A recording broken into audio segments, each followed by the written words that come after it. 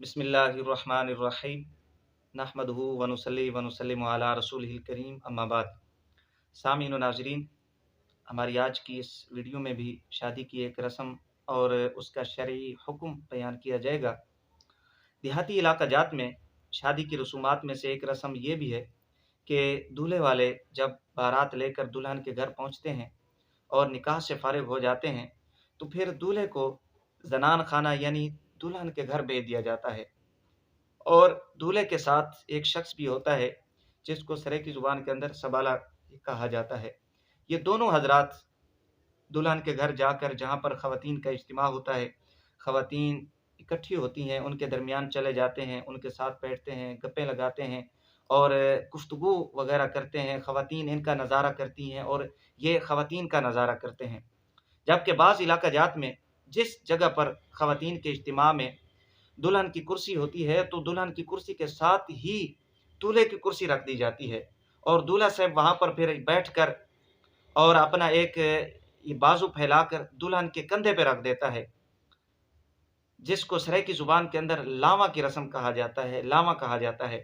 یوں خواتین، جس میں نامحرم خواتین بھی ہوتی ہیں، خوب نظارہ کرتی ہیں اور باقاعدہ دولہے کے اوپر ویل دے کر، پیسے نچھاور کر کے خوب داد و تحسین سے نوازتی ہیں، اور یہ تاثر دیا جاتا ہے، یہ نظریہ، یہ تاثر دیا جاتا ہے اس اپنا رسم سے کہ دولہے کا چونکہ اب نکاح ہو گیا ہے تو اب دولہے کے لیے گھر میں جانا جائز ہو گیا، اور پھر دروازے کے اوپر ایک شخص بھی کھڑا کر دیا جاتا ہے جو دوسرے لوگوں کو اندر آنے سے منع کرتا ہے، روکتا ہے۔ یوں اس موقع پر حاجی نوازی، متقی ہونے کا بھی ثبوت دے دیا جاتا ہے۔ ہم اگر شرعی طور پہ ان کا جائزہ لیں تو یہ ناجائز ہیں، دولہے کا دلہن کے گھر میں داخل ہونا ناجائز ہے اس طرح کے موقع پر کہ جب وہاں پر نامحرم خواتین ہوں۔ وہ اس لیے کہ دولہے کا نکاح صرف ایک خاتون کے ساتھ ہوتا ہے، جبکہ بقیہ خواتین جو نامحرم ہوتی ہیں ان کے ساتھ اس کا نکاح نہیں ہوتا، لہٰذا دولہے کا پردہ کرنا ضروری ہے اور خواتین کا دولہے سے پردہ کرنا ضروری ہے اس طرح کے موقع پر۔ خالق کائنات ارشاد فرماتا ہے، قل للمؤمنین یغضوا من ابصارہم ویحفظوا فروجہم ذالک ازکی لہم ان اللہ خبیر بما یصنعون۔ سورۃ نور ہے۔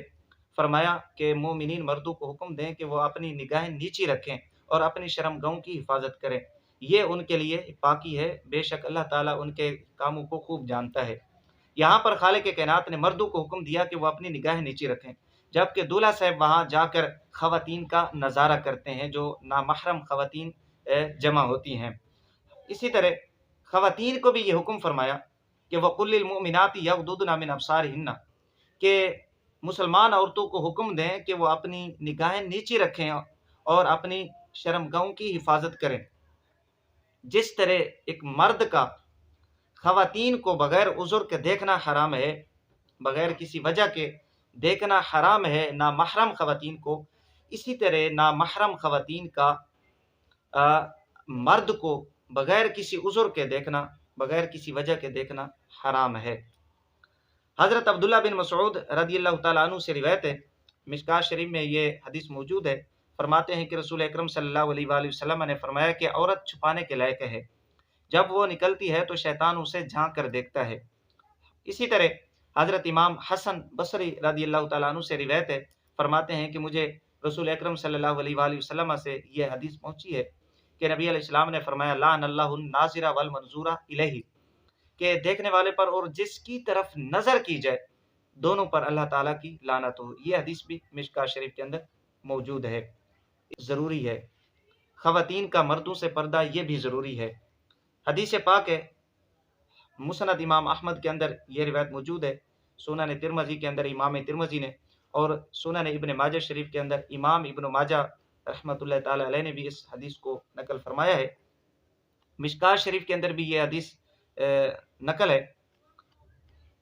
حضرت ام سلمہ رضی اللہ تعالیٰ عنہ حدیث کی راویہ ہیں، ان ام سلمہ انہا کانت عند رسول اللہ صلی اللہ علیہ وآلہ وسلم ومیمونہ اذا اقبل ابن ام مکتوم فدخل علیہ فقال رسول اللہ صلی اللہ علیہ وآلہ وسلم احتجبا منہ فقلت یا رسول اللہ صلی اللہ علیہ وآلہ وسلم الیس هو اعمی لا یبصرنا فقال رسول اللہ صلی اللہ علیہ وآلہ وسلم افعما یا بین انتما الستما تبصرانہ۔ حضرت ام سلمہ رضی اللہ تعالیٰ عنہ فرماتی ہیں کہ میں اور حضرت میمونہ رضی اللہ تعالیٰ عنہ نبی علیہ السلام کی بارگاہ میں حاضر تھیں، تو اس وقت حضرت عبداللہ بن ام مکتوم رضی اللہ تعالیٰ عنہ حاضر ہوئے۔ یہ ایک نابینا صحابی تھے۔ یہ جب حاضر ہوئے تو نبی علیہ السلام نے حضرت ام سلمہ اور حضرت میمونہ رضی اللہ تعالیٰ عنہما ان دونوں کو فرمایا کہ ان سے پردہ کریں۔ حضرت ام سلمہ رضی اللہ تعالیٰ عنہ یہ عرض کرتی ہیں کہ یا رسول اللہ صلی اللہ علیہ وآلہ وسلم کیا یہ نبینہ نہیں ہے؟ یہ تو دیکھ نہیں سکتے۔ تو نبی علیہ السلام نے فرمایا وہ تو نبینہ ہے، لیکن تم دونوں تو نابینہ نہیں ہو، تم دونوں تو دیکھ سکتی ہو۔ تو یہاں پر نبی علیہ السلام نے نابینا